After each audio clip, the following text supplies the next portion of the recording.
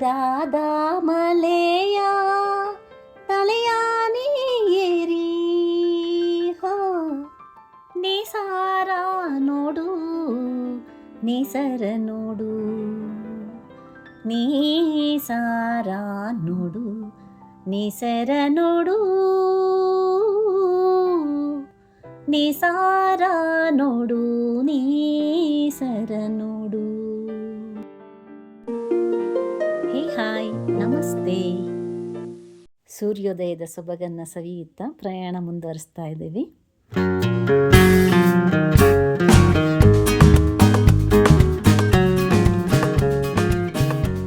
ಇವತ್ತಿಗೆ ಕೊಲೆರಡೋ ಟ್ರಿಪ್ನ 3ನೇ ದಿವಸ. ಈಗ ನಾವು ಹೋಗ್ತಿರೋಂಥ ಸ್ಥಳ ಕೊಲೆರಡೋನ ರಾಕಿ ಮೌಂಟೇನ್ ನ್ಯಾಷನಲ್ ಪಾರ್ಕ್ ಅಂತ. ನಮ್ಮ ಡೆಸ್ಟಿನೇಷನ್ಗೆ ಬಂದ್ವಿ. ದೊಡ್ಡದಾದ ನ್ಯಾಷನಲ್ ಪಾರ್ಕ್ ಬೋರ್ಡ್ ನಮ್ಮನ್ನು ವೆಲ್ಕಮ್ ಮಾಡ್ತಾ ಇದೆ. ಯಾರೇ ಆದರೂ ಈ ಜಾಗದಲ್ಲಿ ಮಾತ್ರ ಫೋಟೋ ಮಿಸ್ ಮಾಡ್ಕೊಳ್ಳಲ್ಲ ಅನಿಸುತ್ತೆ. ಅದಕ್ಕೆ ನಾವು ಹೊರತಾಗಿಲ್ಲ.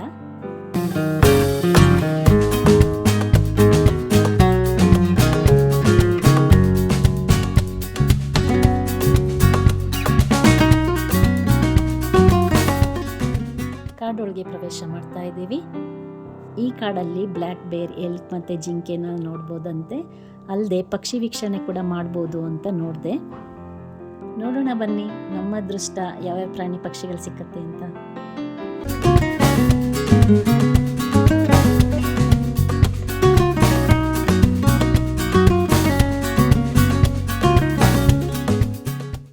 ಇನ್ನೇನು ಸಿಕ್ಕೇ ಬಿಡ್ತಲ್ಲ. ಇದನ್ನ ಎಲ್ಕ್ ಅಂತಾರೆ, ವ್ಯಾಪಿಟಿ ಅಂತಾರೆ. ಇದು ನೋಡೋದಕ್ಕೆ ಜಿಂಕೆ ಥರ ಇದೆ. ಹೌದು, ಜಿಂಕೆ ಫ್ಯಾಮಿಲಿನೇ ಇದು.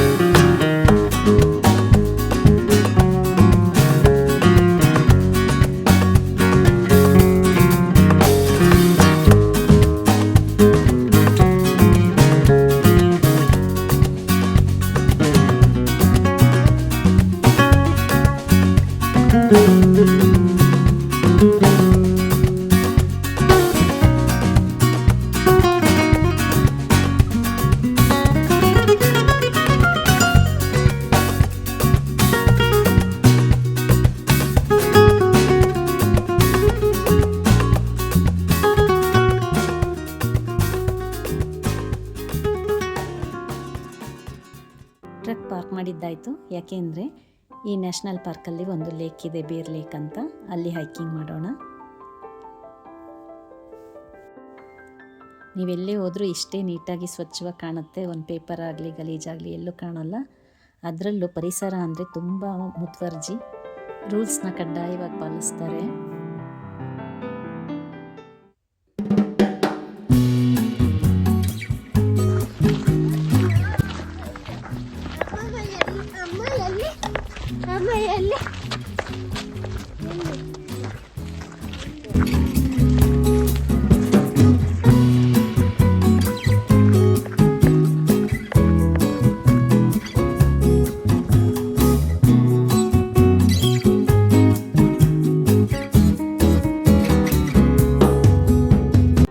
ಇದೇ ಬೇರ್ ಲೇಕ್. ನೀರಿನಲ್ಲಿ ಇಳಿಯೋಂಗಿಲ್ಲ, ಸ್ವಿಮ್ಮಿಂಗ್ ಕೂಡ ನಿಷೇಧ. ಈ ನೈಸರ್ಗಿಕವಾದ ಲೇಕ್ನ ಸ್ಪೆಷಾಲಿಟಿ ಏನಂದರೆ ಕ್ಯಾಲ್ಶಿಯಂ ಕಾರ್ಬೋನೇಟ್ ಅಂಶ ಇರುವಂಥ ಸ್ವಚ್ಛವಾದ ನೀಲಿ ನೀರು. ಈ ಲೇಕ್ನ ಉದ್ದ ಸುಮಾರು 20 ಮೈಲಿ. ಬನ್ನಿ ಹೈಕಿಂಗ್ ಮಾಡ್ತಾ ಮಾತಾಡ್ಕೊಂಡು ಹೋಗೋಣ.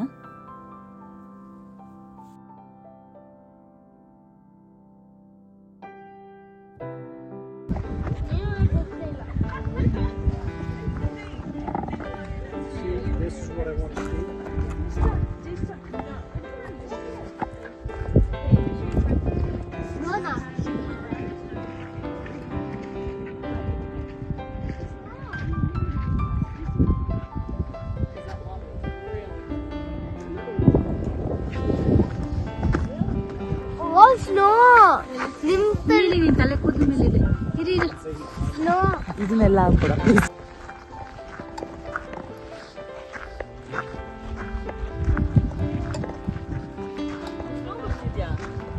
ಏನೋ ಗಾಳಿ ಬಂತು ನೋಡೋಣ.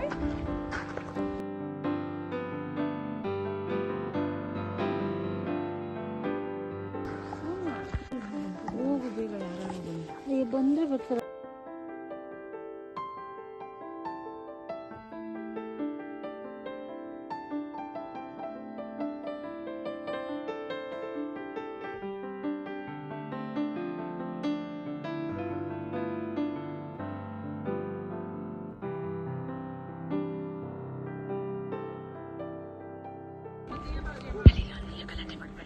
ಅಳಿಲು ಸೇಮ್ ನಮ್ಮಲ್ಲಿ ಹೇಗಿದೆಯೋ ಹಾಗೆ ಇದೆ ಇಲ್ಲೂ ಕೂಡ.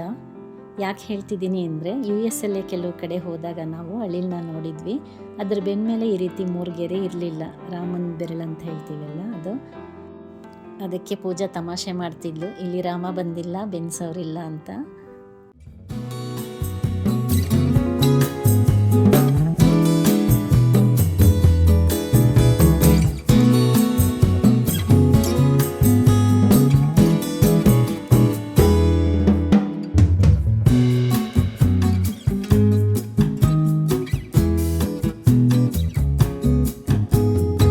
ಪೂಜಾ, ಪ್ರಾರ್ಥನಾ, ಜಶ್ ಮೂವರು ಮುಂದಕ್ಕೆ ಹೋಗ್ತಿದ್ದಾರೆ. ನಾನೊಬ್ಬಳೆ ಹಿಂದಕ್ಕಾದೆ ವಿಡಿಯೋ ಮಾಡ್ಕೊಂಡು ಬರ್ತಿದ್ದೀನಿ. ನೋಡಿ, ಆಗ್ಲಿಂದ ಈ ಲೇಕ್ನ ನೋಡ್ತಾನೆ ಇದ್ದೀರಾ ಎಲ್ಲಿಗೆ ಹೋದ್ರೂ. ಅಂದರೆ ಆ ಲೇಕ್ನ ಸುತ್ತ ಈ ರೀತಿ ಟ್ರೈಲ್ ಮಾಡಿದ್ದಾರೆ. ಅಂದರೆ ಎಸ್ಟಾಬ್ಲಿಷ್ಡ್ ರೂಟ್ ಅಥವಾ ಪಾತ್, ಟ್ರಾಕ್ ಏನಾದರೂ ಹೇಳ್ಬೋದು. ಇದರೊಳಗೇನೆ ಹೈಕಿಂಗ್ ಮಾಡ್ಕೊಂಡು ಹೋಗೋದು. ಒಂದು ರೌಂಡ್ ಟ್ರಿಪ್. ಲೇಕ್ನ ಒಂದು ಸುತ್ತ ಹಾಕ್ಬೋದು ಲೂಪ್ ರೀತಿ. ಇದನ್ನು ಕ್ರಮಿಸೋದಕ್ಕೆ 2 ರಿಂದ 4 ಗಂಟೆಗಳ ಕಾಲ ಬೇಕಾಗತ್ತೆ. ರಾಕಿ ಮೌಂಟೇನ್ಸ್, ಈ ಮೌಂಟೇನ್ ರೇಂಜ್ ನಾರ್ತ್ ಅಮೇರಿಕಾ ಅಲ್ಲಿ ಕೊಲಂಬಿಯಾಯಿಂದ ಕೆನಡಾ ಮತ್ತು ನ್ಯೂ ಮೆಕ್ಸಿಕೋವರೆಗೂ ಎಕ್ಸ್ಟೆಂಡ್ ಆಗಿದೆ.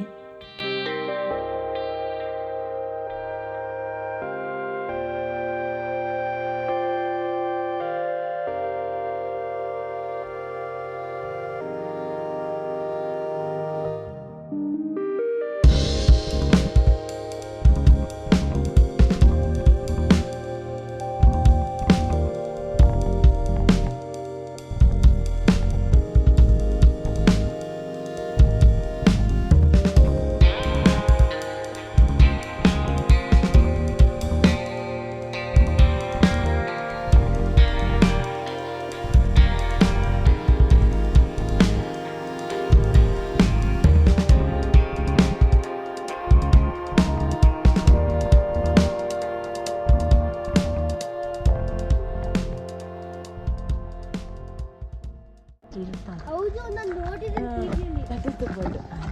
ನಾನು ಟಿವಿಯಲ್ಲಿ ನೋಡಿದ್ದೀನಿ. ನೋಡಕ್ಕೆ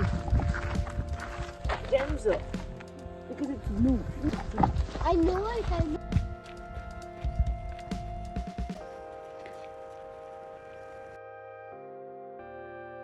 ಹೈಕಿಂಗ್ ಮುಗೀತು. ಬೇರ್ ಲೇಕ್ನ ಒಂದು ರೌಂಡ್ ಟ್ರಿಪ್ ಆಗಿ ಹೊರಗೆ ಮತ್ತೆ ಸ್ಟಾರ್ಟಿಂಗ್ ಪಾಯಿಂಟ್ಗೆ ಬಂದಿದ್ದೀವಿ. ಈ national park hiking, wild life sceneries ಅಲ್ಲದೆ ಪಕ್ಷಿ ವೀಕ್ಷಣೆಗೂ ಹೆಸರಾಗಿದೆ. ಇಲ್ಲಿ ಯಾವ್ಯಾವ ಬರ್ಡ್ ಸಿಕ್ಕತ್ತೆ ಅನ್ನೋ ಚಾರ್ಟ್ ಕೂಡ ಹಾಕಿದ್ದಾರೆ. ಇದರೊಳಗೆ ಅಳಿಲ್ ನೋಡಿದ್ವಿ, ಮತ್ತು ಸ್ಟೆಲ್ಲಾರ್ಸ್ ಜೇ ಅನ್ನೋ ಪಕ್ಷಿನ ಕೂಡ ನೋಡಿದ್ವಿ.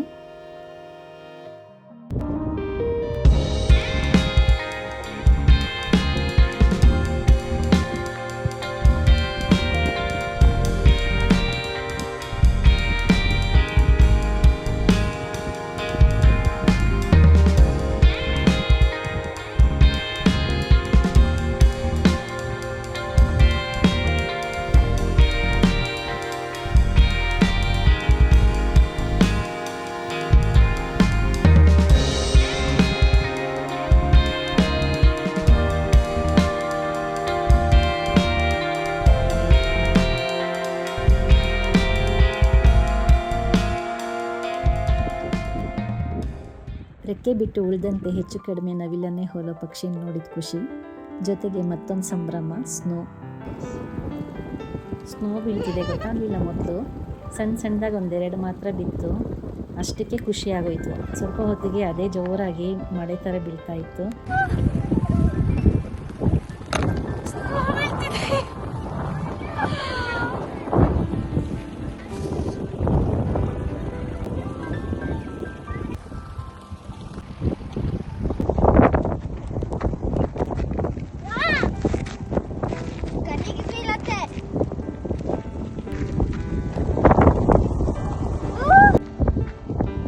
ಒಂದು ಸಣ್ಣ ವುಡನ್ ಬ್ರಿಡ್ಜ್ ಸಿಕ್ತು, ಅದ್ರ ಮೇಲೆ ಕುತ್ಕೊಂಡು ಫೋಟೋಸ್ ತಗೊಂಡ್ವಿ.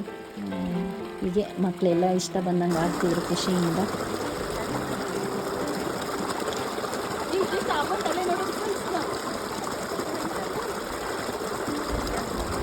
ಮಕ್ಕಳು ಮನ್ಸಿಗೆ ಬಂದಾಗೆಲ್ಲ ಆಡಿಕೊಂಡು ಎಂಜಾಯ್ ಮಾಡ್ತಾಯಿದ್ರು.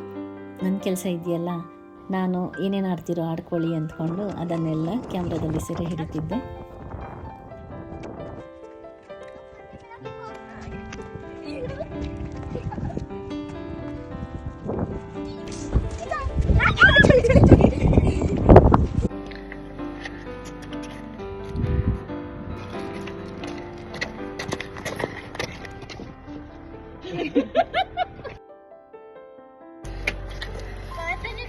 ಒಳಗೆ ಹೋಗ್ತಾ ಇಲ್ಲ.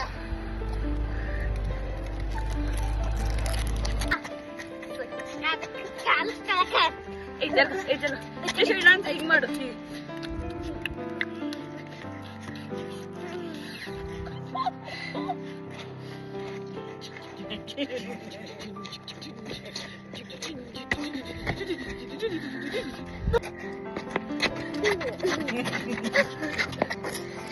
ಬಟ್ಟೆ ಹಿಡ್ಕೋಬೇಕು.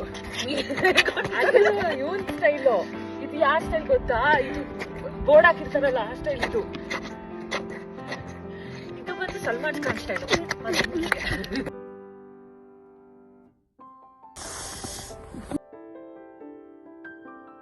ಅಮ್ಮ, ನನ್ ಕೈಯಲ್ಲಿ ಆಗ್ತಾ ಇಲ್ಲ.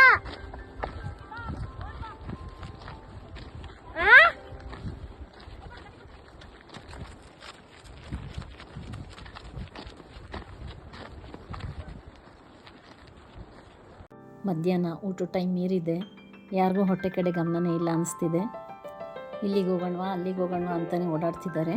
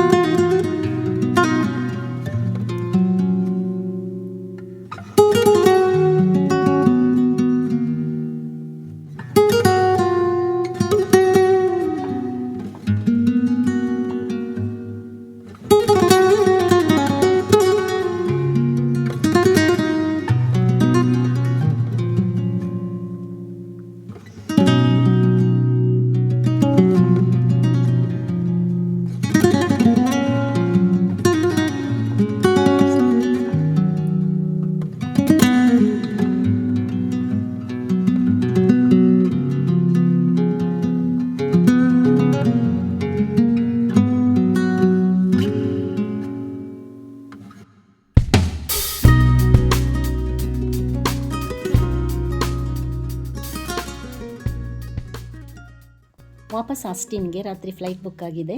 ಇನ್ನು ನಮ್ಮ ಪ್ರಯಾಣ ಡೆನ್ವರ್ನ ಏರ್ಪೋರ್ಟ್ ಕಡೆಗೆ. ಮುಂದಿನ ನಿಮ್ಮ ಭೇಟಿ ಅದರ ವ್ಲಾಗ್ನೊಂದಿಗೆ. ಅಲ್ಲಿವರೆಗೂ ಬಾಯ್, ನಮಸ್ತೆ.